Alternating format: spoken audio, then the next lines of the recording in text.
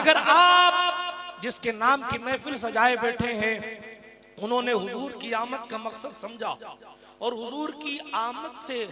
जो बरकतें मैसर आई थी वो बरकतें उन्होंने अपनी जिंदगी में लुटाई और हुजूर सल्लल्लाहु अलैहि वसल्लम को राजी करने के लिए शहनशाह बगदाद ने सुबह मसा मेहनतें की। नतीजा ये हुआ कि निमाज तो छोटा सा गांव है, हजरत गौसे आजम तो कभी जयपुर भी नहीं आए कि चलो कोई राजधानी आया था तो हम जयपुर गए थे देखने के लिए, या अजमेर मोहल्ला जाहिरी तौर पर, रूहानी तौर पर तो आते होंगे इसलिए कि वहां गरीब नवाज आराम कर रहे हैं। वहां जब मौलाए कायनात की रूह अक़दस आती होगी तो जाहिर है कि गौसे आजम दस्तगीर भी आते ही होंगे, इसलिए कि वो शहनशाह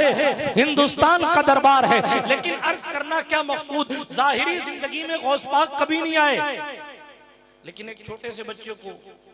पूछें कि बड़ा पीर कौन है, बड़ा पीर कौन है, गौस पाक कभी नहीं आए इंडिया, कभी नहीं आए राजस्थान, कभी नहीं आए जोधपुर, हालांकि जाहिरी तौर पर तो कभी नहीं आए, रूहानी तौर पर इतने करीब रहे कि घर घर में गौसे आजम का चिराग मौजूद है, रूहानी तौर पर इतने करीब रहे कि घर घर में निस्बते कादरियत की दमक और चमक मौजूद है। हाँ हाँ, बातनी तौर पर इतने करीब रहे, कहीं भी वली की चौखट पर सुन्नी जाता है तो जाकर उसको ये ख्याल आता है मजरे चिश्तो बुखारा वो इराक अजमेर, कौन सी किश्त पे बरसा नहीं झाला तेरा जहां नेटवर्क नहीं पहुंचते।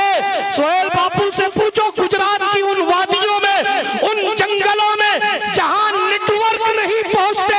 वहां गौसे आजम का गुलाम पहुंचकर हुकूमत कर रहा है। आला हजरत बोले राज किस शहर में करते नहीं तेरे खुदाम, बाज किस नहर से लेता नहीं दरिया। नारे तकबीर, नारे रिसालत,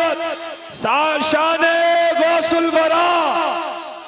बिरादराने मिल्लत इस्लामिया, अर्ज ये करना मकसूद है शहनशाह बगदाद कभी हिंदुस्तान नहीं आए, लेकिन बच्चों को अगर सुन्नियों के बच्चों से पूछो बेटा रोशन ज़मीर किसको कहते हो, बेटा बड़े पीर किसको कहते हो, बेटा 11वीं वाला कौन है, उसे गर्चे नाम ना आए लेकिन उसे गौसे आजम दस्तगीर याद आएंगे। मैं अर्ज करना चाह रहा हूं, उन्होंने अपनी जिंदगी में मकसद समझ लिया कि हुजूर के आने का मकसद क्या था। जब मकसद समझकर जिंदगी गुजारी, महबूब अरबी के दीन के लिए अपनी जिंदगी वक्फ कर दी, नतीजा यह हुआ कि सैकड़ों साल गुजर गए, आज तक उनके नाम के झंडे गड़े हुए। हमें और आपको भी अल्लाह वालों की चौखटों से कुछ लेना है, बात समझ आई।